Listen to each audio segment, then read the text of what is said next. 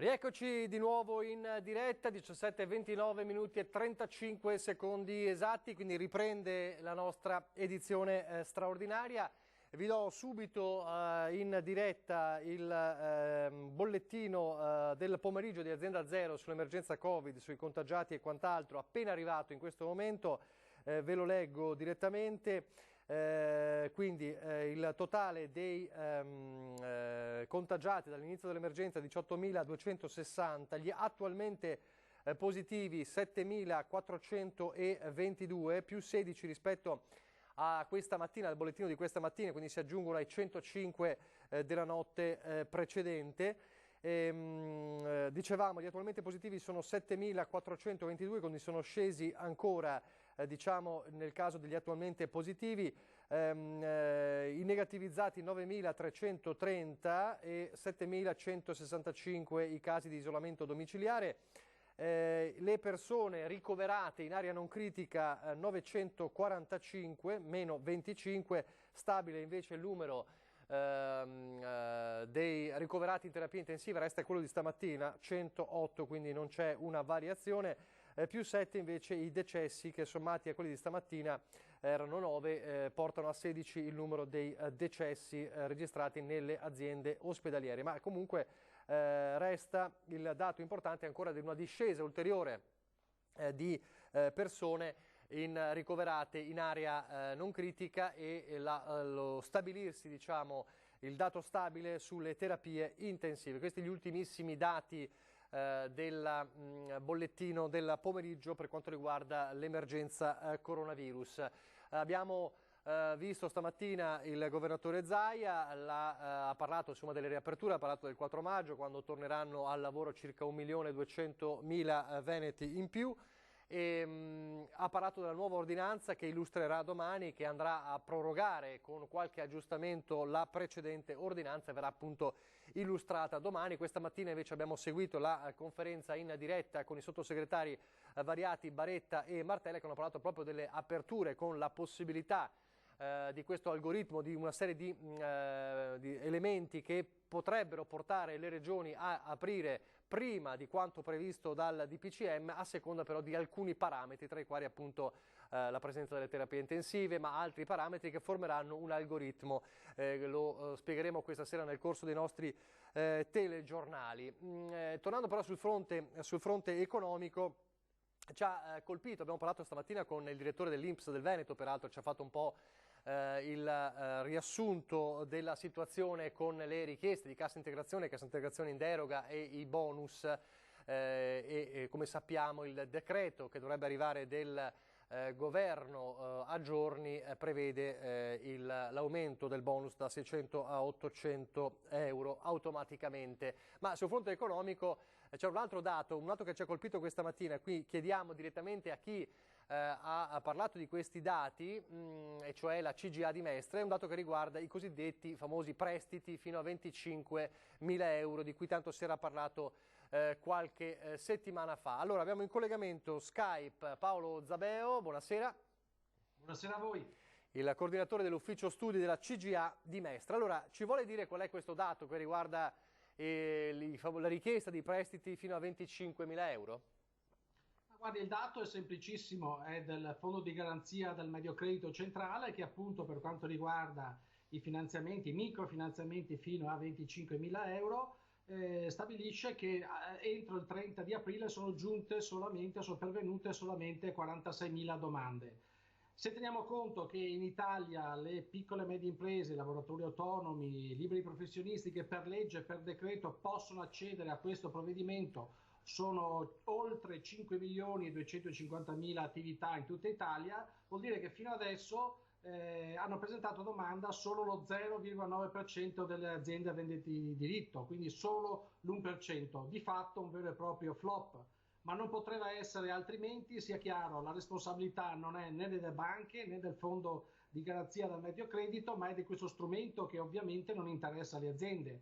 Nel senso che il governo da 2 mesi a questa parte ha chiuso per decreto tantissime attività e a fronte del fatto che moltissimi imprenditori hanno chiesto scusate ma dateci liquidità, non riusciamo più a reggere, a stare in piedi perché non lavorando ma le bollette arrivano lo stesso, l'affitto lo dobbiamo pagare, la risposta qual è data? Beh, vi chiediamo di indebitarvi. È evidente che le aziende a questa condizione non gli interessa, e invece quello che interessa alle aziende è quanto ha fatto la Germania, ovvero la Germania a marzo, non adesso, a marzo, quindi un mese e mezzo fa, praticamente lo Stato federale, i Länder tedeschi hanno erogato alle piccole e micro aziende fino a 15 addetti 15.000 euro ciascuna azienda, quindi per le aziende sotto i 15 addetti fino a 15.000 euro. Capite benissimo che questa è la soluzione, cioè bisogna dare contributi a fondo perduto alle piccole imprese, soldi direttamente in tasca agli imprenditori, trasferimenti diretti senza passare per le banche, perché di troppo debito le piccolissime imprese rischiano praticamente di implodere, lo Stato invece si può indebitare come? Perché grazie alle misure che sono state messe in campo dalla BCE, quelle che fra qualche settimana invece approverà l'Unione Europea, il nostro Stato si può indebitare e il suo debito sarà solvibile. Quindi su questa strada bisogna in qualche modo intervenire, ma subito, perché il tempo non è una variabile indipendente, bisogna intervenire in tempi brevissimi, altrimenti anche se inizieremo la fase 2 moltissime attività manterranno la saracinesca chiusa ma per sempre. Senta, questo è un dato nazionale, è replicabile questo dato alla situazione veneta secondo lei? L'abbiamo raccontato nei primi giorni in cui c'era questa possibilità di numerose richieste, probabilmente poi è andato a scemare il numero, può essere così? Guarda, i dati a livello regionale purtroppo non ci sono, c'è solo un dato a livello nazionale. Tenga presente però che anche in Veneto, soprattutto in Veneto, le piccole e le micro imprese sono tradizionalmente sottocapitalizzate, a corto di liquidità e indebitate. Mediamente le piccole aziende al di sotto dei 5 addetti, ad esempio, sono indebitate per oltre 110.000 euro. È evidente che credo che la stragrande maggioranza delle piccole, delle micro imprese, dei lavoratori autonomi, delle partite IVA della nostra regione si sarà allineato al dato medio nazionale. Credo che siano anch'esse molto poche le domande che sono pervenute dal nostro territorio. Senta, quindi perché secondo lei è stato messo in campo questo strumento invece di uno strumento, come diceva lei, diverso come quello tedesco?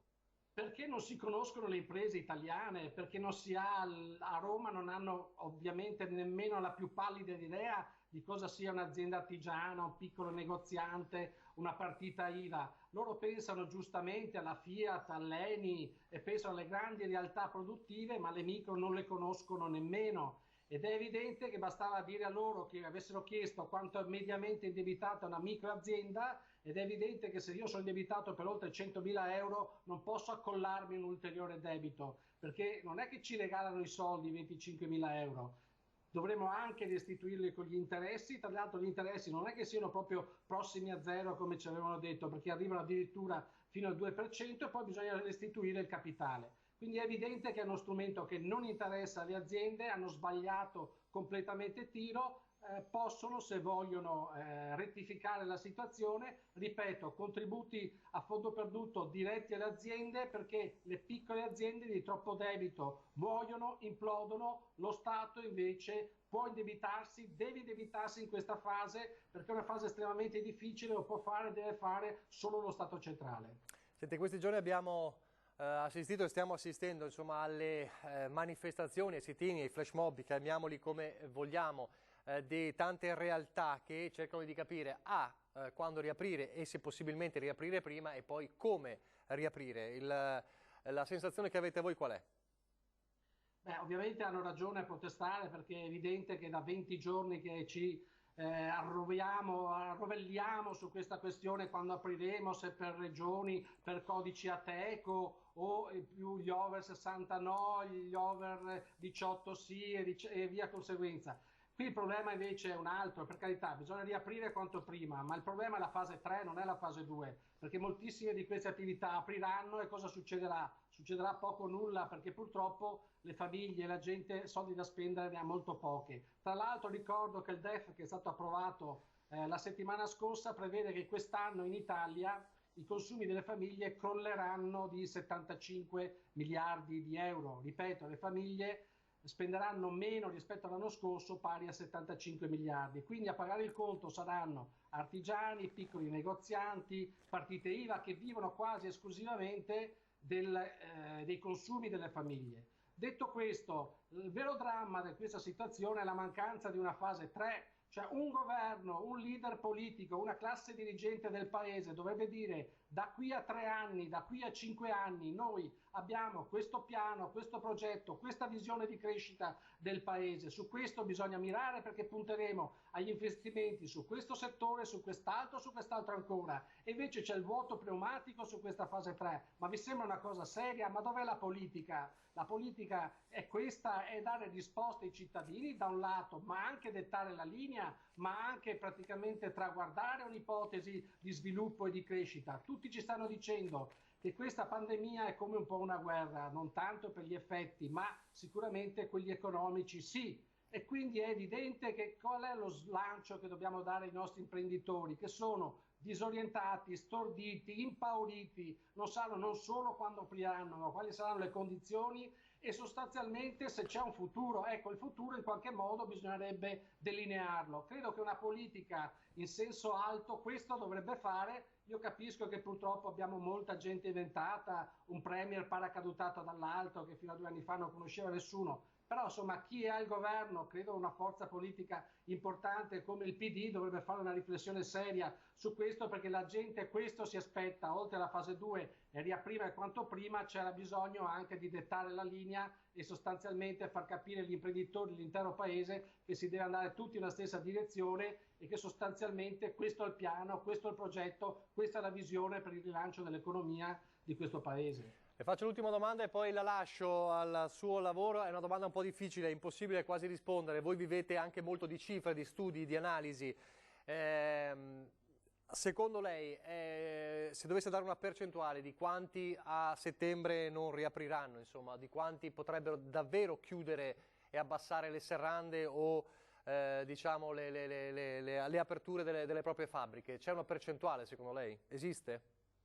Guardi, è molto difficile, tutto dipenderà da cosa succederà da qua fino a luglio, perché è evidente che se la situazione come rischia di essere estremamente critica, è evidente che molte aziende a settembre, ma soprattutto a fine anno, chiuderanno i battenti. Ovviamente sto parlando in particolar modo delle delle piccole imprese, artigiani, negozianti, piccoli commercianti, partite IVA. Noi stimiamo una stima molto spannometrica, tra il 15 e il 20% delle micro aziende potrebbe non riaprire dall'inizio dell'anno. E vede, questo è un problema non solo grave di natura, diciamo così, economico e occupazionale, perché molte persone si troveranno per strada, ma è anche un problema sociale importante, perché quando chiude una bottega artigiana, un piccolo negozio, un'attività, è un segnale praticamente di decadimento di quell'area, di quel borgo, di quella periferia, di quella strada, e quindi praticamente la qualità della vita peggiora. Quando chiude definitivamente una saracinesca si accende subito una spia, spesso praticamente si innescano subito situazioni di degrado, di abbandono, microcriminalità, quindi anche questo risvolto è estremamente importante. Non dimentichiamoci poi che i nostri paesi e le nostre città sono popolati sempre più da persone anziane che non possono andarsi a fare la spesa, recarsi nei supermercati che sono nelle periferie e che si possono raggiungere solo con l'auto. Hanno la necessità di avere il negozio sotto casa, quindi se troveranno le botteghe chiuse sarà un grossissimo problema e ripeto, la qualità della vita si abbasserà notevolmente. Ecco perché è necessario aiutare subito le piccole e le micro imprese, soprattutto intervenire con contributi a fondo perduto, soldi cash direttamente nei conti correnti delle aziende per tenerli in vita, perché ripeto, con troppi debiti e senza liquidità le microimprese sono destinate a chiudere definitivamente. Grazie allora, grazie a Paolo Zabeo, grazie e buon lavoro. Grazie e buon lavoro. Allora, a proposito di questo, un altro aspetto dell'emergenza e quindi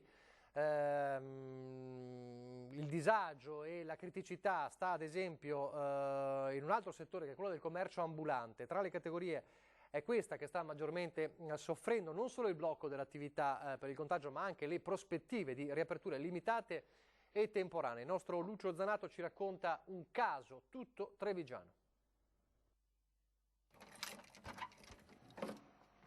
Qua dentro cosa c'è? Qua dentro il mio magazzino e qua ci sono una parte delle mie attrezzature, diciamo, per fare il mio lavoro. Tutto questo fermo da ottobre. Lui è Giacomo Savi, imprenditore nel settore del grande commercio ambulante.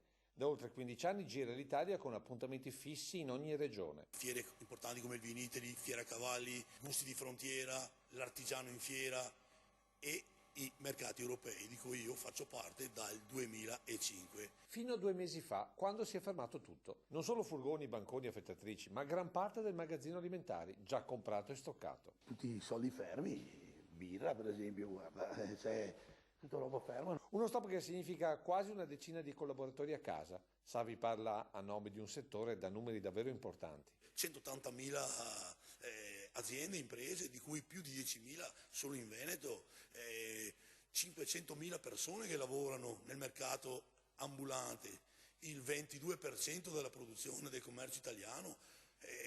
Solo in Veneto, la nostra regione, abbiamo una stima di 1,5 miliardi di volume d'affari. Per questo, e a nome di tutta la categoria, avanza una proposta che vedrebbe ancora una volta il primato del Veneto. Poter fare un evento a Campione in una spiaggia veneta, in un lungomare. Vogliamo come Veneto dimostrare che in sicurezza si possono organizzare grandi eventi.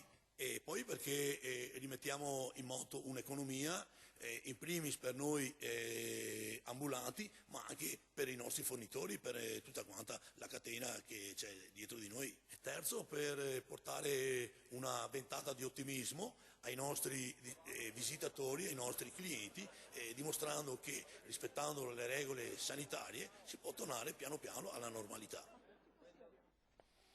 Questo è un altro aspetto. Nel frattempo c'è un'importante notizia che arriva sul fronte del trasporto. Ad annunciarla è stato poche ore fa il senatore veneziano del Partito Democratico Andrea Ferrazzi su Facebook e ha scritto: mi ero impegnato affinché la ripartenza sicura fosse garantita anche con mezzi di trasporto pubblico tra le città.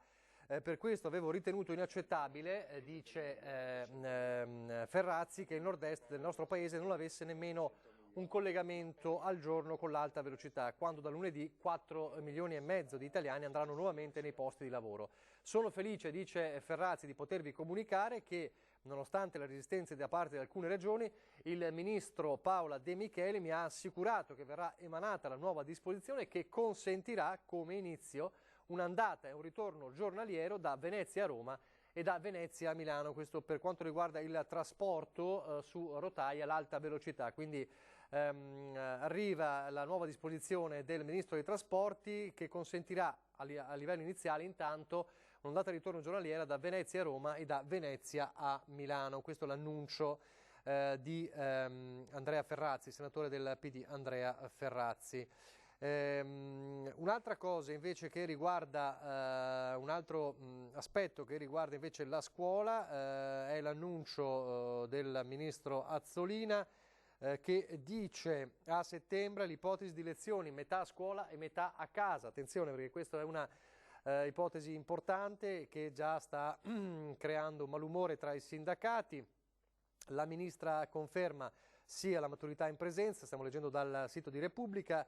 Ci servono più insegnanti ovviamente per poter organizzare eventualmente dei doppi turni. I sindacati della scuola sono già sul piede di guerra in merito alle soluzioni previste dal Ministero per la ripresa nelle classi dopo l'emergenza. I doppi turni nella scuola, che dovrebbero essere avviati per il ritorno in aula a settembre, sono un nodo su cui ci sarà da lavorare se non si vuole far perdere a bambini e ragazzi un altro anno scolastico.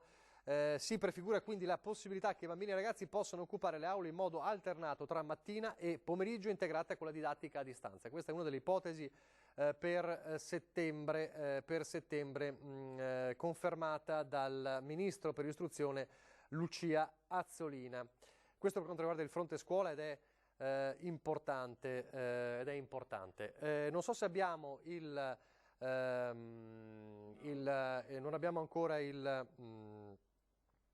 il nostro prossimo ospite Skype, torneremo a parlare di acconciatori e di parrucchieri, insomma un settore particolarmente colpito e che in questi giorni è sceso in piazza e continua a scendere in piazza. Allora, cambiamo prospettiva dall'economia alla questione invece dello studio epidemiologico del virus, con il via al cosiddetto terzo screening a Vo, il cluster dove tutto era iniziato il 21 febbraio scorso. Come sapete, appunto, la sperimentazione del terzo screening è molto importante, è partita oggi e erano tutti in fila, lo vedrete adesso nel servizio di Francesco Ratai. A coordinare, diciamo, questa giornata c'era il professor Andrea Crisanti. Guardiamo.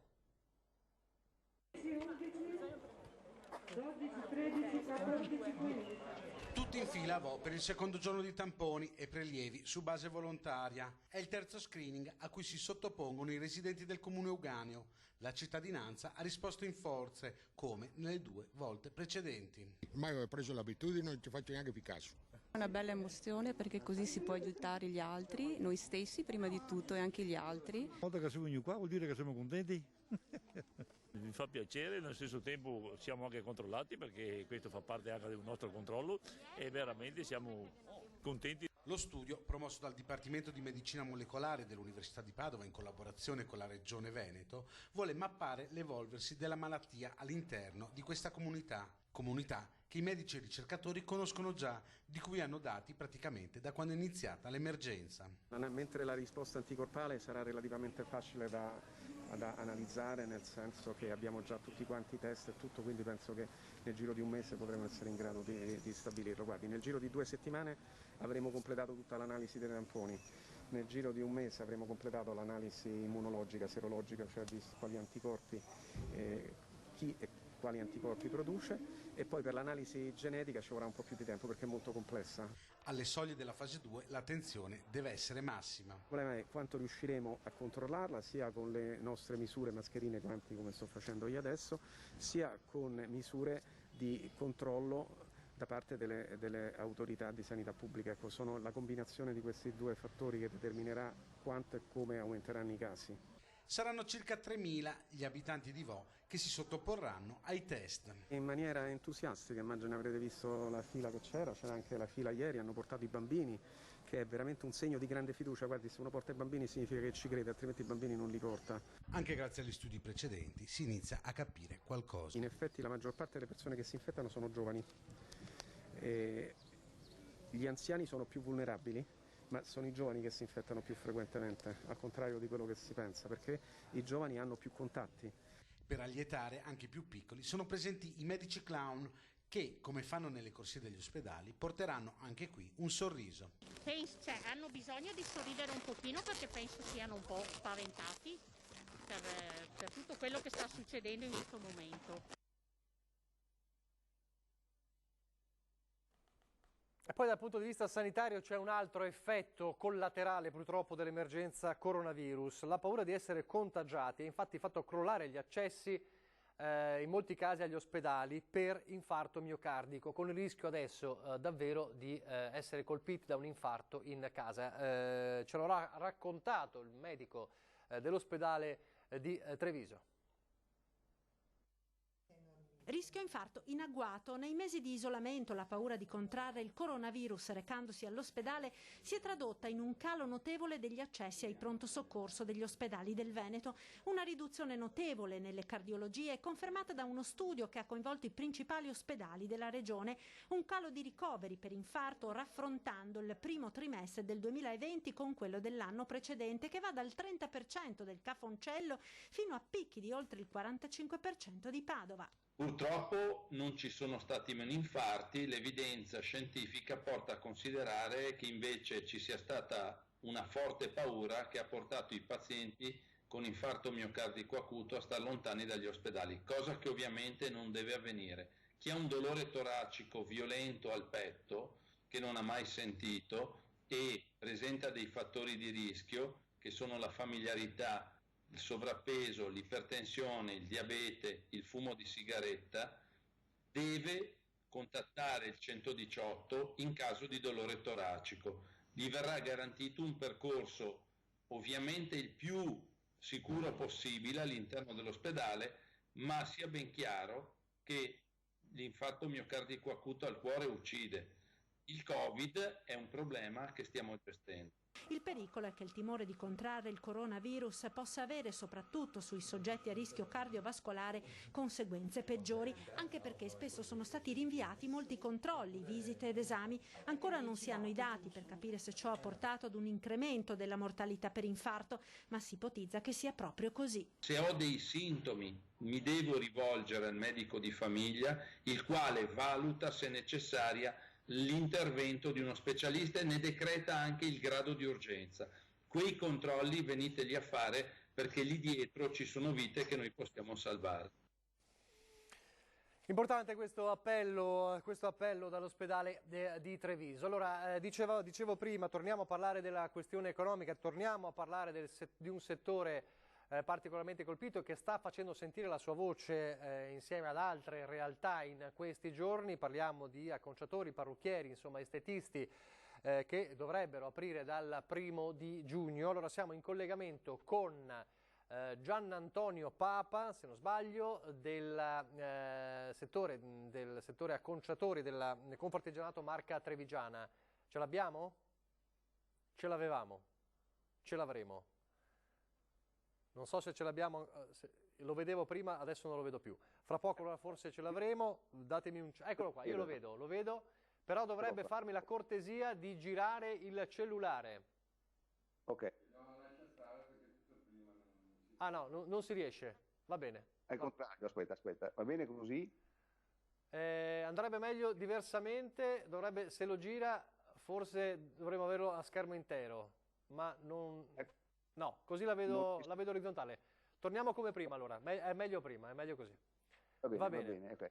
Allora, lei ci deve raccontare di una campagna social che parte ora in queste ore, così? Sì, praticamente con Confartigianato Benessere, Confartigianato Treviso Benessere, stiamo facendo questa manifestazione pacifica, diciamo, che con uno slogan ben preciso che va a dire: ci negate il futuro, se non c'è fiducia prendetevi le nostre imprese. E con questo vorremmo dire che dopo praticamente se ci fanno aprire il 1° giugno noi siamo veramente a terra, facciamo fatica a riaprire i nostri saloni. Senta, in cosa consiste questa campagna social? Cosa farete? Noi faremo praticamente un selfie davanti al nostro salone con questo slogan che ho in mano in questo momento per dare alla nostra categoria un input tutti assieme per agire e far vedere che ci siamo. Senta, la domanda che si pongono tutti un po' in questi giorni e che voi avete posto a gran voce è non solo la richiesta di riaprire prima, ma anche come riaprire. Questo è anche il concetto, vero? Sì, come riaprire? Sì, ancora non abbiamo, noi come Confartigianato Benessere abbiamo presentato un protocollo ben preciso, però ancora non ci sono state date delle direttive ben precise. Insomma, per riaprire noi siamo già in regola, perché come categoria da sempre siamo stati in regola a livello igienico-sanitario, perché le nostre regole sono sempre state molto ferree per aprire un salone, oppure un centro benessere, oppure un'estetica. Però fino a questo momento non abbiamo avuto nessun parere da parte del Ministero, insomma. Quello che sappiamo in questo momento è che noi siamo sicuramente a posto, perché già prima di chiudere avevamo preparato i nostri locali per dare un servizio in massima sicurezza, quindi mascherine, disinfettanti, la distanza delle poltrone che già c'era, i guanti e anche il nostro anche visiere abbiamo già adoperato già dall'inizio, quindi eravamo già pronti a tutto questo. Senta, la sua stima di cosa può accadere se non c'è una accelerazione sull'apertura, qual è dal vostro punto di vista, dal vostro osservatorio? Intanto una perdita di fatturato enorme, che non è da poco, perché siamo in tantissime imprese. Se si pensa che solo nel Trevigiano ci sono 2200 imprese e danno lavoro praticamente a 4450 addetti, insomma non è male come fatturato, no? come impresa. Diciamo che tutto questo subbuglio, i tenersi così fermi, ha dato adito anche a un abusivismo casa per casa che sta creando non poca rabbia nei nostri confronti da parte degli gli acconciatori sono molto arrabbiati, insomma, perché vedono sempre di più che questi abusivi stanno lavorando casa per casa, insomma, non è un bel vedere per noi, insomma, siamo sempre... Ecco, proprio su questo tema degli abusivi, avete intenzione eventualmente di creare un osservatorio per denunciare queste situazioni? Sì, abbiamo già creato dei tavoli di lavoro, ci stiamo lavorando sopra, anche perché uno quando arriva a casa non sa dove è andato prima, diciamo il parrucchiere, dove è andato questo abusivo, dove è andato prima a tagliare i capelli o a fare il servizio o a fare un colore, non lo sa prima, quindi arriva con norme igieniche pari a zero, questo è un po' il problema. Quindi insomma è un bel problema anche questo, anche perché va a sottrarre fatturato ai nostri conti già deboli, questo è un po' il discorso. Certo, quindi c'è anche una questione sanitaria, insomma, non soltanto una questione che riguarda ovviamente la questione economica. Allora grazie a Gian Antonio Papa, quindi è iniziata questa campagna social che durerà, immagino, fino a quando non ci saranno delle novità, ecco.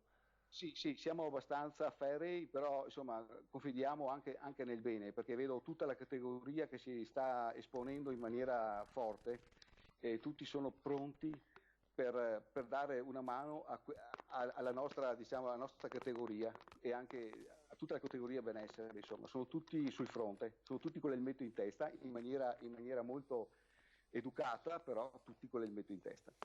Grazie a Gian Antonio Papa, la metafora è quella, insomma, da tempo ormai della guerra, purtroppo. Grazie e buon lavoro, buona battaglia, diciamo, per farvi sentire, ovviamente sempre nel rispetto delle regole. A proposito di regole, c'è una nota da Palazzo Chigi.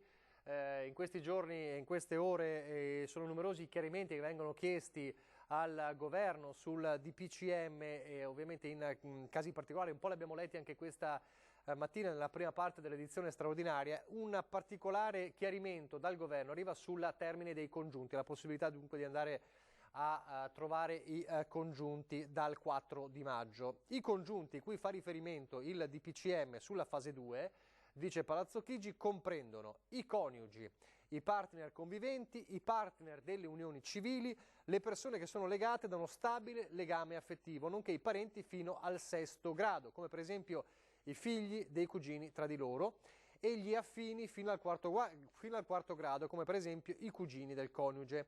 È una FAQ pubblicata appunto sul sito del governo che dà una interpretazione del testo del DPCM, quindi anche parenti fino al 6° grado e affini fino al 4° grado sono considerati congiunti secondo il governo e quindi dal 4 di maggio potranno vedersi, sempre ovviamente nel rispetto del distanziamento e con l'uso di mascherine, quindi evitare l'assembramento. Una delle domande che ci fanno in molte persone in queste ore in questi giorni, per cui dal 4 maggio si potrà andare a trovare i congiunti, dovete però evitare gli assembramenti, quindi non si può andare a trovare il nonno o la nonna tutti insieme. Ecco, questo è uno degli accorgimenti del buonsenso. Si cercherà insomma di evitare di normare il buonsenso, è un po' quello che hanno detto sia il governo che poi anche il governatore Zaia in questi giorni. Non si vuole arrivare a normare il buonsenso. Non so se siamo quasi addirittura d'arrivo, chiedo lumi alla regia. Sì, siamo addirittura d'arrivo. Allora, vi lascio adesso, come ogni sabato, al Vangelo del sabato, dopodiché l'edizione del Veneto dei nostri telegiornali, l'edizione di Venezia, l'edizione di Treviso e poi dalle 20 alle 21, come al solito, l'ultima parte dell'edizione straordinaria. Grazie.